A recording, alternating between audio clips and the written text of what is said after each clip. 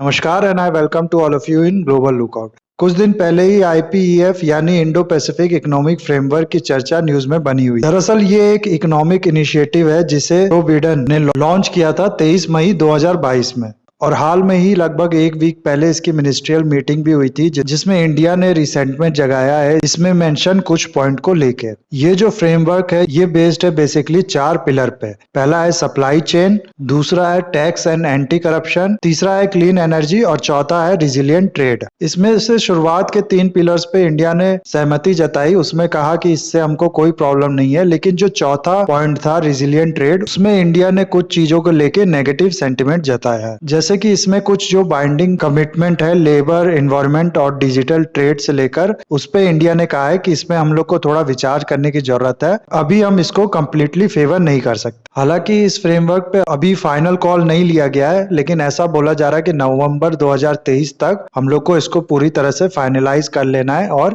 Effect में ले आना है। इस यूएस लेड आईपीईएफ फ्रेमवर्क को कंपेयर किया जा रहा है चाइना लेड आरसीईपी फ्रेमवर्क से। आरसीईपी का फुल फॉर्म है रीजनल कोऑपरेशन इकोनॉमिक पार्टनरशिप। उससे भी इंडिया ने 2019 में वॉकआउट कर दिया था कि सारी कंट्री चाहती थी कि इंडिया इसे ज्वाइन करे, और उन कंट्रीज ने इंडिया के लिए एक गेटवे भी ओपन करके रखा कि बाद में इंडिया को मन करता है 1 साल के अंदर दोबारा ज्वाइन करने का तो वो कर सकता है। लेकिन अभी तक इंडिया ने उस पर ज्वाइन नहीं किया है। और इस कंपेयरिंग को लेके यूएसए को कहना है कि हम लोग अपनी इकोनॉमिक पार्टनरशिप कर रहे हैं, ना कि हम लोग यहाँ पर दूसरों को ये ऑप्शन देने आए हैं कि हमें चुनो या फिर चाइना को चुनो। आरसीईपी से ऑप्ट आउट करने के बाद जो एनालिस्ट थे उनके काफी मिक्स्ड व्यूज थे। कई लोग कह रहे थे ये सही किया इंडिया ने, और कई लोग इसके खिलाफ थे कि इंडिया को ऐसा नहीं करना चाहिए और इंडिया एक हिस्टोरिक ब्लंडर कर रहा है। इन दोनों ग्रुप के अलावा यूएसए चाहता था इंडिया को कि वो सीपीटीपीपी को भी ज्वाइन करे, यानी comprehensive and progressive agreement for trans Pacific partnership को भी ज्वाइन करे। लेकिन बाद में 2017 में ट्रंप ने खुद यूएसए को इससे बाहर कर लिया। ये तीनों ग्रुप बेसिकली इकोनॉमिक पार्टनरशिप की बात करते हैं। उसके अलावा और भी अलग अलग तरह के मुद्दे ये इंक्लूड करते हैं अपने अंदर। यहाँ मैंने स्क्रीन पे इन तीनों ग्रुप की डिटेल दे दी है, आप देख सकते हैं यहाँ पर, और इस वीडियो को पॉज करके इसको पढ़ सकते हैं। ना यहाँ ये चीज समझना जरूरी है कि ये जो एशिया पैसिफिक है और जो इंडो पैसिफिक है ये दोनों अलग चीज है। एशिया पैसिफिक की जब हम लोग बात करते हैं तो एशिया के उस रीजन की या उन कंट्रीज की बात करते हैं जो पैसिफिक ओशियन में आती हैं, और जब हम लोग इंडो पैसिफिक की बात करते हैं तो हम लोग एशिया पैसिफिक को थोड़ा एक्सटेंड करके उन कंट्रीज की भी बात करते हैं जो इंडियन ओशियन में आती हैं। इन तीनों ग्रुपिंग में ज्यादातर जो आपको कंट्रीज मिलेंगी वो एशिया पैसिफिक कंट्रीज ही होंगी। लेकिन इंडिया इसमें एक ऐसी कंट्री है जिसका पैसिफिक ओशियन से कोई बाउंड्री नहीं लगती और ना ही कुछ ज्यादा लेना देना है पैसिफिक ओशियन से। लेकिन फिर भी ये सारी कंट्रीज चाहती थी कि इंडिया जो है इन ग्रुप का मेंबर बने, और इंडिया को एक स्पेशल इंपॉर्टेंस दिया गया था। बिडेन भी काफी मनाने में लगे हैं इंडिया को आईपीईएफ ज्वाइन करने में। उनका कहना है कि ये आईपीएफ फ्रेमवर्क जो होगा इसको हम लोग बहुत फ्लेक्सिबल और नेगोशिएबल बनाएंगे, ताकि कोई भी कंट्रीज अगर किसी भी इसके पॉइंट से उसको कोई दिक्कत होगी तो वो उस चीज को नेगोशिएट कर पाएगा और उसके व्यू को इम्पोर्टेंस दी जाएगी। ये बताता है कि यूएसए कितना ज्यादा फेवर में है इसके कि इंडिया ये इस फ्रेमवर्क को ज्वाइन करे, क्योंकि इंडिया ही एक ऐसी कंट्री है जो ज्यादा इसमें रिसेंटमेंट दिखा रही है। तो सवाल यहाँ ये है कि क्यों ये कंट्रीज चाहती हैं कि इंडिया इन ग्रुप में मेंबर बने। इसका एक आंसर तो ये हो सकता है कि इंडिया का जो मार्केट साइज है वो बहुत बड़ा है, और नो डाउट इंडिया से जो इकोनॉमिक एंगेजमेंट है वो बढ़ाने में इन कंट्रीज का फायदा है। लेकिन इससे एक चीज और पता चलती है कि जो यूएसए है और ये जो आसियान कंट्रीज हैं ये इन दोनों रीजन को, इंडो पैसिफिक वाले रीजन को और इंडियन ओशियन वाले रीजन को एक इंटीग्रेटेड रीजन की तरह देखती हैं, और इंडिया से चाहती हैं कि वो एक बड़ा रोल प्ले करे इस रीजन में। अगर कल को इंडिया इन ग्रुप में से किसी एक का पार्ट बन जाता है तो उससे इस पूरे रीजन की जो इकोनॉमी है वो बहुत ज्यादा कनेक्टेड हो जाएगी। कल को इस पैसिफिक रीजन में कोई दिक्कत आती है तो इसका असर पड़ेगा इंडिया की इकोनॉमी पे। इसलिए इंडिया चाहेगा कि यहाँ पर जो प्रॉब्लम है वो ना आए और उसको सॉल्व करने में अपना रोल निभाएगा कि इस एरिया में पीस मेंटेन रहे, जो कि इंडिया के भी फेवर में है, भले वो किसी ग्रुप का मेंबर बनता है या नहीं बनता है। इन सब आसियान नेशन और यूएसए का कहना है, now India you are 5th largest economy, you have big military, you have power, and with great power comes great responsibility. इसलिए अपनी जो रिस्पॉन्सिबिलिटी है वो इस एरिया में निभाओ ताकि पावर का जो बैलेंस है वो बना रहे। आई नो मैंने इसको ज्यादा ड्रामेटाइज कर दिया, लेकिन जो समझाना चाहता हूं मैं वो आई एम श्योर आप लोग समझ ही गए होंगे। लेकिन इंडिया जो है उसने अभी तक इनमें से किसी भी ग्रुप को ज्वाइन करने के लिए अपनी हामी नहीं भरी है। आरसीईपी से भी वो वॉकआउट कर गया था और आईपीईएफ में भी उसको कुछ चीजों से लेके प्रॉब्लम है। हालांकि फाइनल कॉल अभी नहीं लिया है इंडिया ने, लेकिन थोड़ा नेगेटिव सेंटिमेंट दिखाया है। तो इस वीडियो में हम लोग देखेंगे कि क्या वजह है इंडिया के इस इंट्रोवर्ट नेचर का, क्यों इंडिया आरसीपी को नहीं ज्वाइन किया, आईपीईएफ को क्यों नहीं ज्वाइन करना चाह रहा है। ये सब प्लस और भी बहुत कुछ आप लोग को जानने को मिलेगा इस वीडियो में। लेकिन उससे पहले मैं चाहता हूं कि स्क्रीन पे ये जो क्वेश्चन है उसका आंसर करें आप लोग कमेंट में। इसका जो राइट आंसर होगा वो आपको मिलेगा इसी वीडियो में, तो एंड तक बने रहिएगा। और वीडियो अच्छा लगे तो लाइक कमेंट शेयर सब्सक्राइब जरूर कीजिए।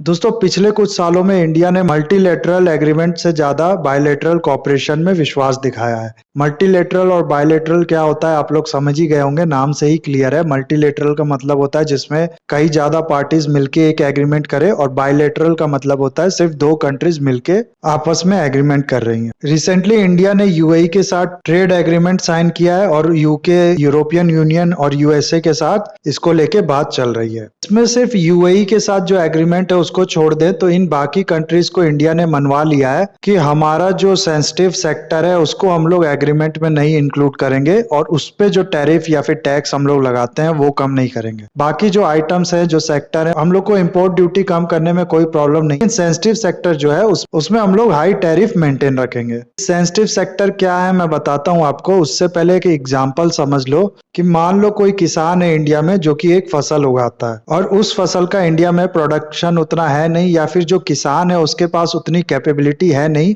जिसकी वजह से उस फसल को उगाने में जो लागत है किसान की वो ज्यादा लगती है। तो जाहिर सी बात है किसान जब उसको बेचेगा मार्केट पे तो उसी रेट पे बेचेगा जिसपे उसको अपनी लागत के बाद थोड़ा प्रॉफिट हो सके। अब ऐसे में हम लोग मान लो किसी दूसरी कंट्री से ट्रेड एग्रीमेंट कर लेते हैं जिसमें हम लोग ये कहते हैं कि आपका जो प्रोडक्ट है उस पे हम लोग इम्पोर्ट ड्यूटी कम लगाएंगे, आप अपना प्रोडक्ट बेचिए हमारे यहाँ। और उस कंट्री में सिचुएशन ये है कि सेम फसल वहां पर उगाना बहुत आसान है और उसका बहुत ज्यादा प्रोडक्शन होता है। तो जाहिर सी बात है उस दूसरी कंट्री का जो किसान होगा वो उसको रिलेटिवली सस्ते रेट पे बेचेगा इंडिया के किसान से। अब ऐसे में इस दूसरे देश के किसान के फसल इंडियन गवर्नमेंट इंडिया में एंट्री दे देती है कम टैक्स या फिर इम्पोर्ट ड्यूटी के थ्रू, तो होगा क्या कि उसका जो रेट होगा इंडिया में वो बहुत कम होगा, जिसकी वजह से लोग उसी फसल को खरीदेंगे। और इंडिया का जो फार्मर होगा उससे फसल नहीं खरीदी जाएगी तो उसको प्रॉफिट नहीं होगा, और उसको प्रॉफिट नहीं होगा तो फिर वो और इन्वेस्टमेंट नहीं कर पाएगा, अगली बार और ज्यादा प्रोडक्शन नहीं कर पाएगा। इससे होगा क्या कि इस फसल की हमेशा के लिए जो इंडिया में प्रोडक्शन है वो कम हो जाएगी और इंडिया बहुत डिपेंडेंट हो जाएगा इस फसल के लिए इंपोर्ट पे। तो गवर्नमेंट के इस डिसीजन ने इंडिया के किसान का जो प्रोडक्शन था उसको किल कर दिया। इसी चीज से बचने के लिए इंडियन गवर्नमेंट कहती है कि हमारे कुछ सेक्टर हैं या फिर हमारे कुछ प्रोडक्ट्स हैं जो कि अभी उतने डेवलप नहीं है, अगर इस प्रोडक्ट्स को हम लोग बाहर से इंपोर्ट करने लगे तो इंडिया के जो प्रोड्यूसर हैं उनको एक बहुत टफ और अनफेयर कॉम्पिटिशन मिलेगा और उनका जो प्रोडक्शन है वो लॉन्ग टर्म में डाउनफॉल हो जाएगा। इसलिए इन सेंसिटिव सेक्टर्स पे या फिर इन सेंसिटिव प्रोडक्ट्स को हम लोग जो ट्रेड एग्रीमेंट है उसमें इंक्लूड नहीं करेंगे और इन पे टैरिफ कम नहीं करेंगे। बाकी जो प्रोडक्ट्स हैं उस पे हम लोग टैरिफ कम कर देंगे ताकि आसानी से ट्रेड हो सके। लेकिन यूएस लेड जो ये आईपीईएफ फ्रेमवर्क है इसमें इंडिया को ये कंसेशन मिल नहीं पा रहा है, जिसका डर इंडिया को सता रहा है कि अगर हम लोग ने उन सेक्टर्स के लिए भी इंपोर्ट अलाउ कर दिया लेस टैरिफ पे जिसमें जो इंडियन कंपनीज है वो उतनी डेवलप नहीं है, तो इससे जो हमारा प्रोडक्शन वो हमेशा के लिए डाउन हो जाएगा और हमें हमेशा के लिए डिपेंडेंट रहना पड़ेगा इंपोर्ट पे। दूसरा, गवर्नमेंट ऑफ इंडिया का प्लान है या फिर ये कह लीजिए कि प्लान था कि एक strong data protection act implement किया जाए इंडिया में। 2019 में डाटा प्रोटेक्शन बिल लाया भी गया था लेकिन उसको अभी हाल में विड्रॉ करना पड़ा है। आप लोग जो अलग अलग वेबसाइट पे लॉग इन करते हो या फिर वहां पर अपना डाटा देते हो, मोबाइल नंबर, एड्रेस, ये सब इंफॉर्मेशन देते हो, उस इंफॉर्मेशन की प्राइवेसी मेंटेन रखी जाए और उसकी वजह से आपको कोई खतरा ना हो, इसके लिए डाटा प्रोटेक्शन बिल डिजाइन किया गया था। इसमें गवर्नमेंट ने ये कहा था कि जितनी भी ये कंपनीज हैं बड़ी बड़ी जिनके पास ओशियन ऑफ डाटाज हैं उनको ये इंडियन कंज्यूमर्स का डाटा इंडिया में ही स्टोर करना पड़ेगा। और आपको पता ही होगा कि जितनी भी ये बड़ी बड़ी कंपनीज हैं, गूगल, फेसबुक, जिनके पास भंडार है डाटा का, ये सब यूएसए की कंपनी है। ये सारी कंपनीज काफी टाइम से लॉबिंग कर रही थी कि इंडिया का जो ये प्लान है कि इंडियन कस्टमर्स का डाटा यहीं पर स्टोर कराने का या फिर डाटा लोकलाइजेशन जिसे कहते हैं वो करवाने का, इसके अगेंस्ट में। और ये जो IPEF फ्रेमवर्क था ये भी डिजिटल ट्रेड की बात करता है